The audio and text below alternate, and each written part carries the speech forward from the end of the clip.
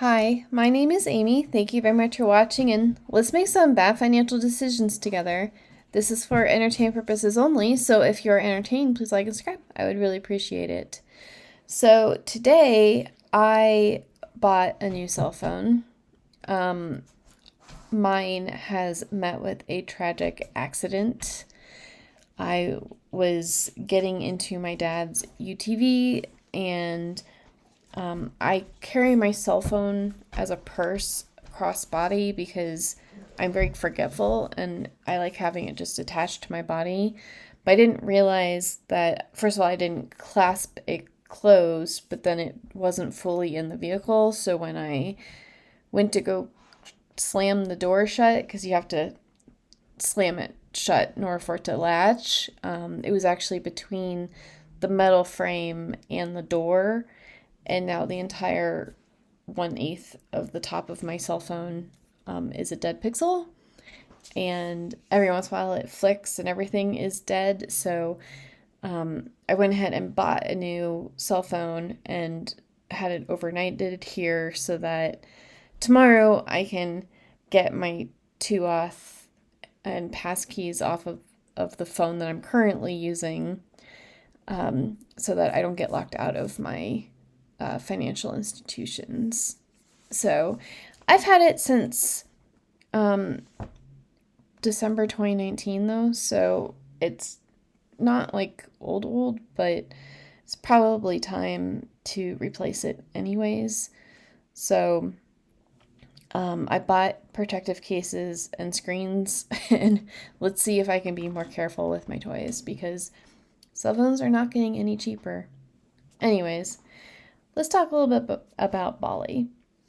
I thought that I had already done a video about BALI, but I wasn't able to find it.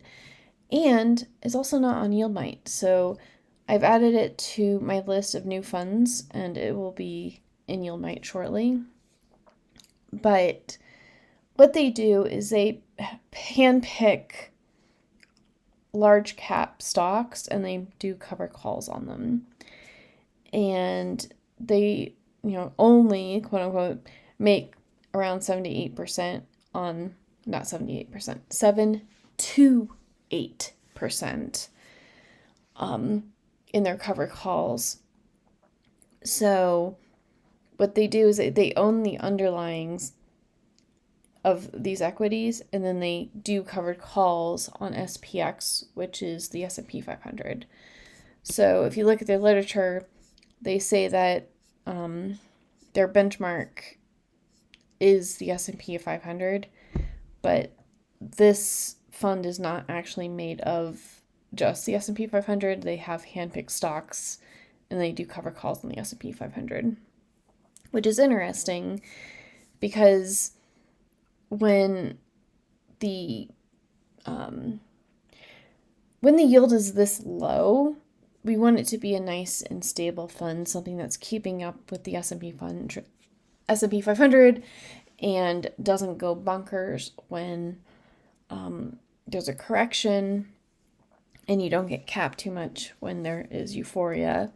So we just want like a nice stable fund that's giving us a stable amount. But it does pay monthly, and it actually has a pretty cheap expense ratio at 35%, or the 0.35 basis points. And I do, in my mind, want to compare it to JEPI and XTTE. And I know that a lot of people were disappointed in XTTE because they got capped on like the second best day that the Nasdaq's ever seen, but it would be pretty much the same result as if we had like SPY or something like that. But from March 2024 to today, so not quite a year, BALI would have the best return, followed by XDTE, and then finally JEPI. So JEPI only does 20% of its portfolio with covered calls, so that might have something to do with it. And then I tried to give it a shorter time frame of December to February because I don't remember the exact time frame where we had that major correction, but it was in here. So you can see that in that time frame, JEPI actually did the best when there was a downturn, and then XCTE and then BALI did the worst. So, and I was also playing around with Google Finance, seeing like, okay, so XCTE is doing much better, it does better, and then you go down to a month, still better, but then 6 months, Round Hill's not doing as good because of it got capped so hard over here. And then, but they're all going the same general direction, but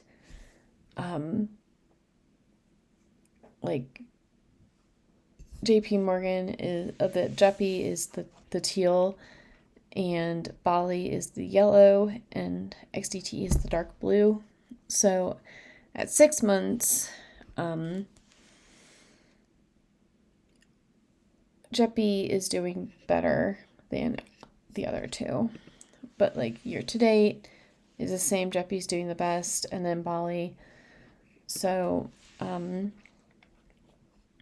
it's kind of one of those things where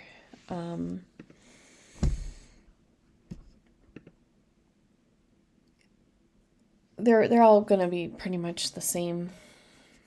It just depends on what you prefer.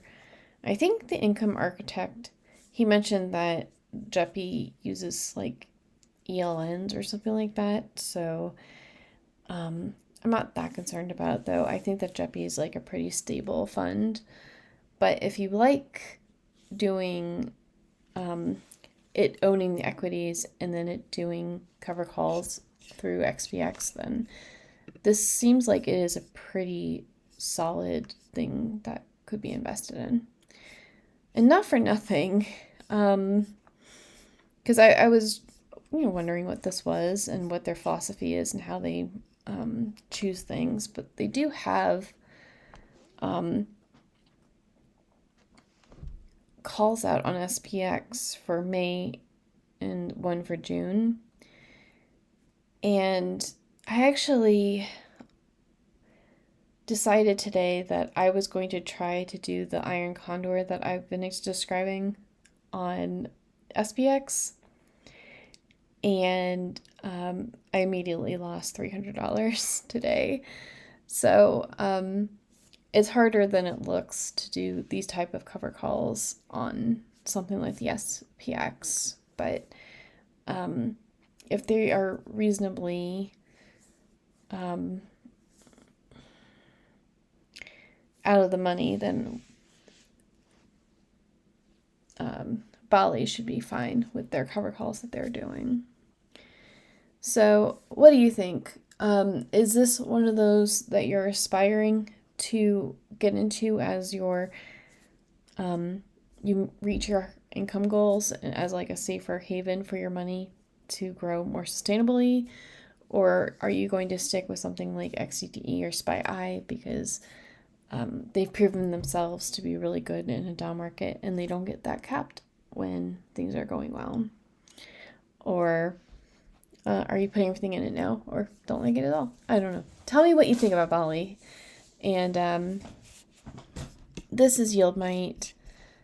Basically, you say like, I have $1,009 to invest. And so you could go down and say like, on Fridays, if I put that amount of money in, every week I would get about $16.17. Monthly, that comes out to $70.05 or $840 annually. And you can click into the details and get the starting amount, the stock price, and everything. So it's just an easy way to compare. And these are all based off of the latest distributions that I've recorded on this website. And the song that I did for Financial Philharmonics is BALI, and because I knew I was going to talk about this tonight, and it's a Bhangra beat, so I'm pretty happy with it. Anyways, I'll talk to you later. Bye.